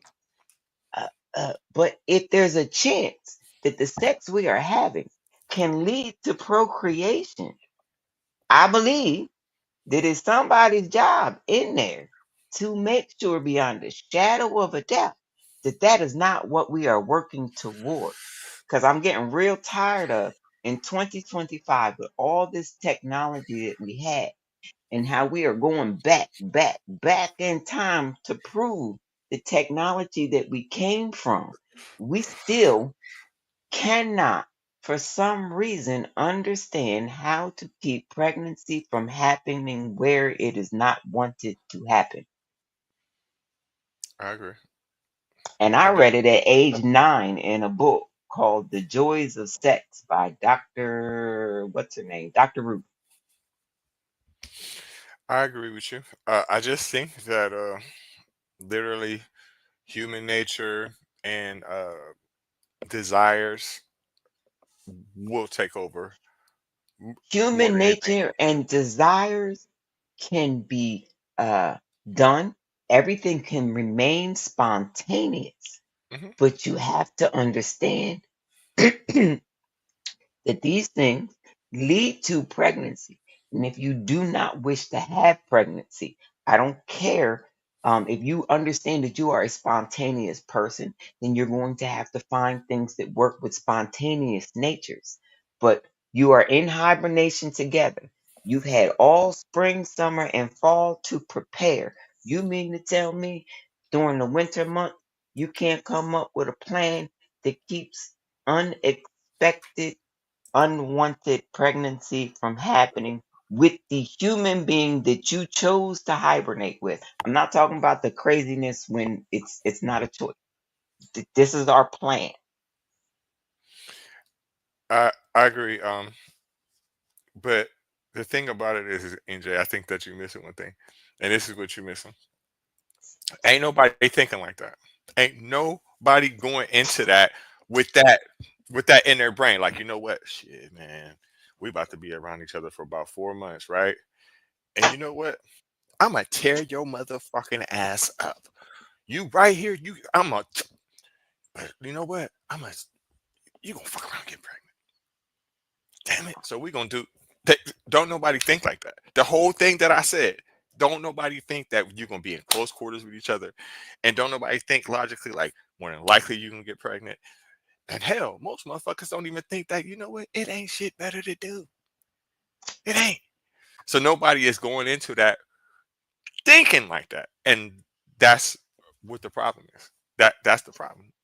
Put the TV back in the bedroom. I don't know who told all these people that the TV in the bedroom was killing their romantic life, but put the TVs back in the bedroom. That's like saying "Make America Great Again." You know what I'm saying? Like when was this? The only reason why there ain't used to be TVs in motherfuckers' bedrooms back in the day because it wasn't no motherfucking such thing as no goddamn TV. That's the only reason why. That's the only reason why. Just like it wasn't no cell phones in people's rooms back in the day. It wasn't shit in that motherfucker. With a bed. Oh, oh. You want to Okay. make me have a really, really, really boring day? Take away my internet, my cell phone, my laptop, and streaming services. Take those away. Take those away. I'm going to get on your last nerve. You're going to hate me in about 3 hours. People just I don't know. It just remind me of somebody else that like, oh, I don't like guys that play video games. Bitch, why you care? Bitch, they're the best. And then They are guess the what she best. and then guess what she gonna say? No, I don't like that because that's childish. He can play with me. You say that. You say that with your mouth, right? Until they get up to play with you. And then you be like, I'm not here for you to just up on all the time. I'm all the brain of mine about a life I want to live. We just can't be doing this all the time. Well, you took away his video game. That's what I'm saying. You just don't know what you're signing up for, what you're asking for. You basically said in so many words, every time you get bored, on top of the fact every time you get horny, right? That's a separate issue, right? But you telling me every time I get bored and I don't got nothing better to do to fuck you, man, I don't even want to do that. I don't care how fine you is. I don't want to do that all day long. Just, Bitch, I'm gonna get tired of you. You get tired of me.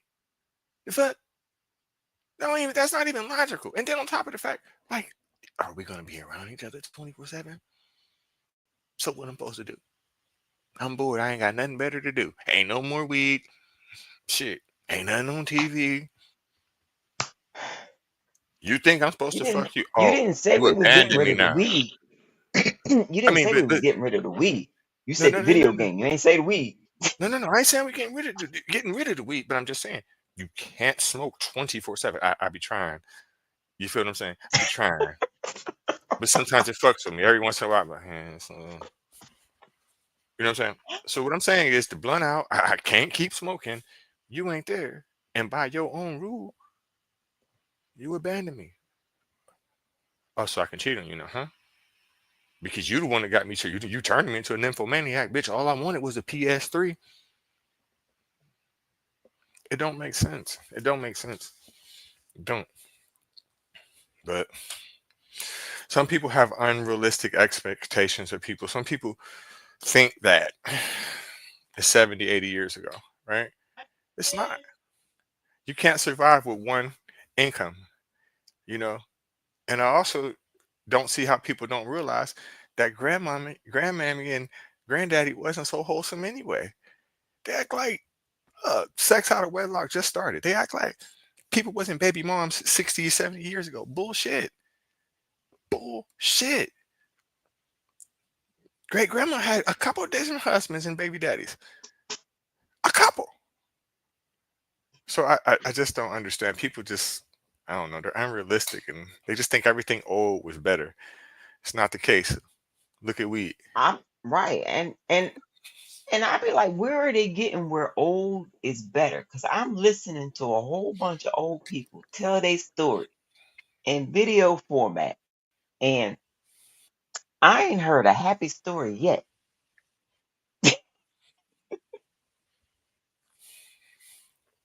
Right. Not a one. Not even the Old is not wealthy. They always mad. better. They be It's mad. They be mad. Either they're too wealthy. They felt lonely. They weren't paid attention to. They weren't heard. And I'm just sitting there going, you couldn't pay somebody to listen to you? right? And then as a black person, how can you think anything that, especially that preceded your life, right? How can you think anything back in the day was better? How? What point? Slavery, Jim Crow, segregation. What part? I mean, I'm starting to see and understand some people's point what they want segregation. And they're looking at the Black Wall Street point of view. That shit's far and few, number one. And number two, when you incorporate segregation, you're especially okay, imagine it right now in this administration, right? We would be completely cut off from the resources. Completely. They're like, here, you and y'all niggas and y'all Mexicans go over here, right? And we're gonna stay over here and all the resources are gonna come to us. And that's the thing that people don't realize. So I don't know why people want that. That's that's why the South lost the Civil War. They did not realize that they did not have the resources. Yes, Okay. they had more people, but most of them were slaves. Yes, they made more money because they didn't have to pay their workers. Oop. And they had the best workers to have. They were brilliant slaves. How many times do you get a brilliant ass slave? They know carpentry, stonemasonry, uh, engineering, the brilliant fucking slaves.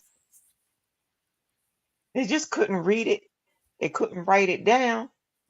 Hey, boss, I was thinking, if we do this, and this, we can get a higher yield. And the boss man goes down to the bank, gets more money, and goes, yeah, I'm gonna have my slaves do that because that sounds like, yeah, it's gonna make me some more money. That slave didn't get paid nothing. Everybody's now got an extra workload because somebody wanted to sound good to master. They probably need to be beat with a sock and a bar of soap, and and that's how the South lost. Because, well, yeah, the ships couldn't get to them. How you gonna get ships into your port if everybody got to come across the same ocean to get to you? How you gonna get them down in the Gulf? All the Union soldiers got to do is wait for the ship to try and get through. How you gonna sneak past them? You Hmm. And they can't. got the British to help shoot you down too. Right. Hmm. And you can't get to, only place you can really get to is Charleston. That's And it. and and and what saved Charleston was the French, the allegiance with the French. The French helped them Hmm. get supplies through. That was it. Right, because you can't get to Atlanta. Where else? Charlotte, you can't get there. Mm. Florida, you can't go there because the fucking Spanish gonna fuck you up. Uh, where else? Or this Seminoles gonna get you, or the black people gonna get you. Uh, yeah, it was pretty much a wrap. Once they went and got the slaves, it was over. It was over, completely over. I never really thought about it like that. All the resources would be in the North, DC and up. Even though DC would technically be on the Mason Dixie, but everything else is up north. Philadelphia for sure, New York City for sure, Boston for sure, uh, Newark for sure. Yeah, pretty Manufacturing, much it. manufacturing. Everything that we manufacture is pretty much in the north. So they did, but they have been working on fixing that since the South lost, however many years ago that was, I don't remember. But and since then they've been trying to get more industry down in the South, just in case, just in case. They did have But Texas and Louisiana though. That's too far though, right? Yeah, Texas is too far. You can't even get your soldiers to the fight. right, the only way you can get to Texas is around Florida and up into the Gulf. And the Union soldiers had that blocked. You couldn't get through there. And the Spanish wasn't going to help you either. Because, like you said, Florida is all the Spanish, And which yeah, the means French. all their ships was protecting their port. So the Spanish was getting theirs through. And well, let's admit it, the South probably spent too much money on their goods from Florida to keep them, in some semblance of happiness.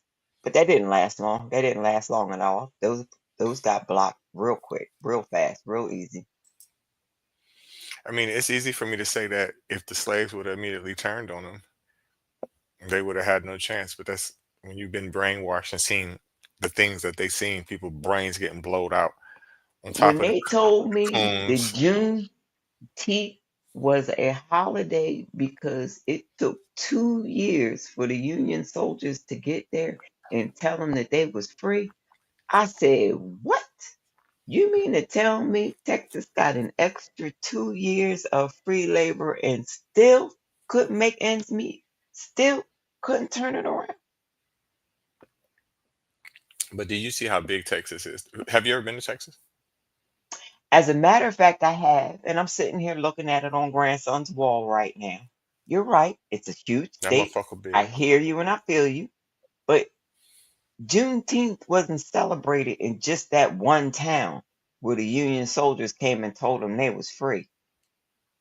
Like them Union soldiers was going through Tennessee, Georgia, Alabama, Mississippi, Arkansas, Oklahoma, and letting them all know that they was free too.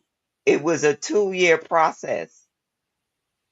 But look, it takes 16 hours to drive from one side of Texas to the other. So I mean you've been there too, but I've been to Texas 3 times. But because of that, and the last time I was there, me having to drive from where we was at to the closest airport, I could see it. I could see it because we're talking about a 2 hour fucking drive. Texas big as a motherfucker. So it depends on where we're talking about in Texas. Also, you gotta realize these borders back in them days is just well, they're still imaginary lines. But in those days, who's to say what we're talking about? If we're talking about like South Texas and Brownsville, Texas, motherfucking Houston, Texas, something like that, I can see it. I seen this movie, uh, Emancipation by Will Smith. It touches on that, just not Texas. Right? Have you seen it?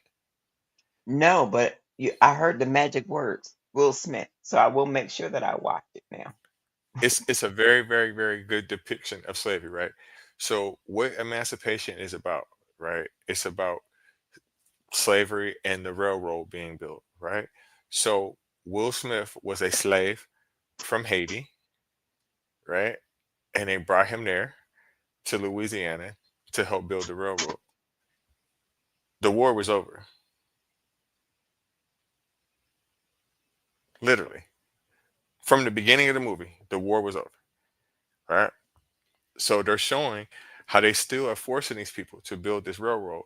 They got what you call them shits, stakes, right? Before you even get to this particular plantation, lined up with skulls on them when he gets there. And they're reading the Bible. So you know what part they're reading, right? And they're screaming it. And you can see them killing people because some of these slaves are fighting back, talking back, resisting, not working as fast as they want them to do, or just being bullied and shit for no fucking reason. Even the ones that's listening and shit, some of them getting fucked, all kinds of shit. There's coons in them. There's some like, oh, like let's be here comes master. That's telling on each other and shit. You know what I'm saying? It gets a very, very, very, very. It's gonna piss you off. It's gonna piss you off, but it's a very, very fair depiction of slavery. And basically, what the movie is about them trying to get this railroad done before the North soldiers get there. That does not happen. Uh, he is given an option, which is not a fair option. Once the North comes and rescues them, Will would be the Cimarron, would be the fucking slave that is trying to turn on them, which at those times they would have thought you had a mental illness, but that's another fucking story. Um, when the North came, they gave him an option either to join the military for his freedom, which was bullshit, or do something else, which was like an ultimatum, right? He ended up joining the military, and it showed how they took the soldiers and used them and to kill the South soldiers. And they're willing to do it, especially if they talking about the Haitian ones. They don't give a fuck. You know what I'm saying? And he just so happened to be from Haiti, so he had no problem with killing no white person. And people don't talk about that, but that is part of the reason how we beat them, because they went and got 40,000 or 50,000 slaves and whooped that ass. So, but you have to watch it. It's definitely a good movie. But we've been going on here for almost 2 hours. This damn coffee has me pissing. I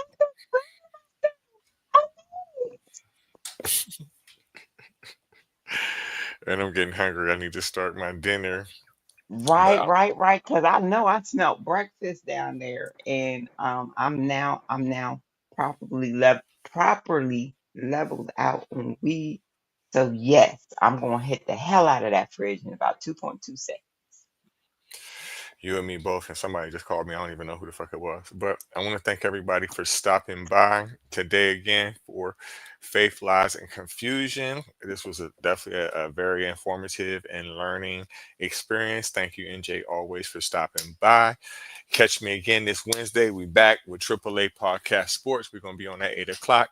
Um, we definitely gonna be talking NCAA, men's and women's, also NBA playoffs. I want to get a shout out to all my brothers on there, from AAA Podcast.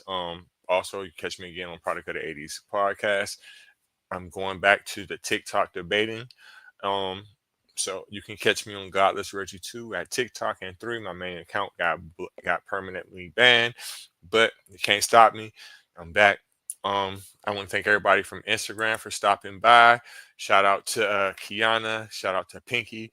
Shout out to everybody else. Shout out to you again, NJ. Um, we'll be back next week again, and thank y'all for stopping by. Good night. Happy